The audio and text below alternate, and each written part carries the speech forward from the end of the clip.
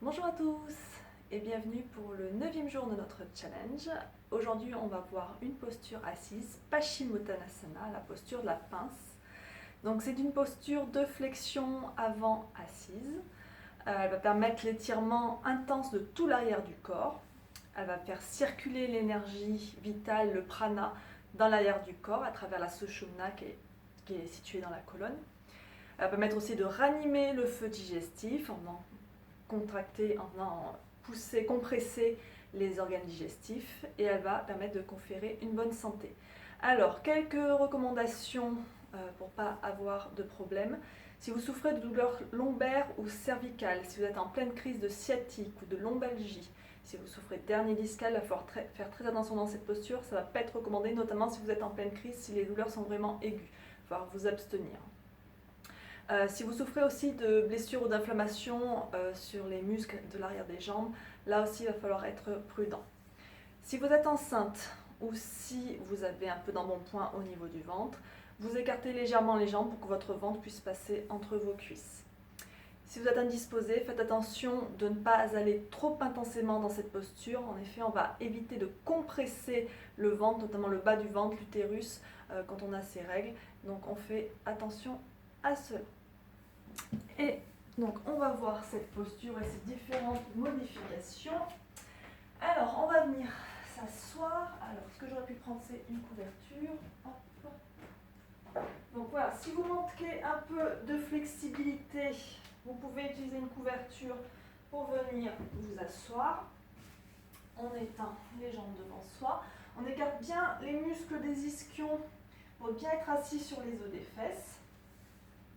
Les jambes tendues, les pieds flex, les genoux peuvent être légèrement fléchis. On va inspirer, lever les bras vers le ciel, on étire bien la colonne vers le ciel, on expire, on fléchit vers l'avant. On vient poser son ventre sur ses cuisses, on plie les genoux autant que nécessaire, on attrape ce qu'on peut.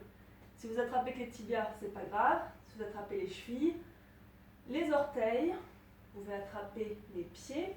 Pour les plus flexibles, vous pouvez venir attraper vos poignets au-delà des pieds. Pour les très flexibles, vous pouvez placer une brique derrière les pieds et venir entrelacer les mains au-delà de la brique. Alors, si par contre vous manquez de flexibilité, votre posture ne sera peut-être qu'ici. C'est pas grave. L'essentiel c'est de garder votre dos droit. Si vous êtes un peu plus loin, vous pouvez venir poser, gardez bien ce contact ventre-cuisse, c'est ce qui va permettre de garder les lombaires droites. Et on va pousser le cœur vers l'avant. On étire la colonne vers l'avant, on allonge la colonne vers l'avant. Si on peut, le front peut venir se poser sur les tibias ou sur les genoux, mais ce n'est pas une obligation. Sinon, vous gardez le regard sur les orteils. Si vraiment vous manquez de flexibilité, vous pouvez utiliser une sangle. On vient placer la sangle sous les pieds et donc on va venir chercher sa posture. Quand vous fléchissez, faites bien attention, vous rentrez le ventre. Ce n'est pas en gonflant le ventre que le ventre vient contre les cuisses. Le ventre est bien rentré. Et on étire vers l'avant, on respire. Alors plus vous restez dans la posture, plus petit à petit, vous allez gagner avec la respiration quelques millimètres, peut-être micromètres, un peu plus loin dans la posture. Donc je vous conseille d'y rester au moins 1 minute. Vous pouvez relâcher un peu et venir revenir dans la posture sur l'expire. Si vous pouvez essayer même d'y rester plus longtemps. Et pensez surtout à bien respirer. Écoutez bien votre corps, ses sensations.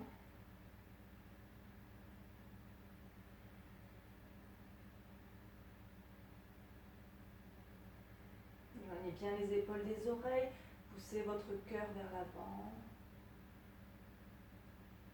Pour sortir de la posture, vous relâchez les mains de chaque côté des pieds et vous marchez à reculons pour vous redresser.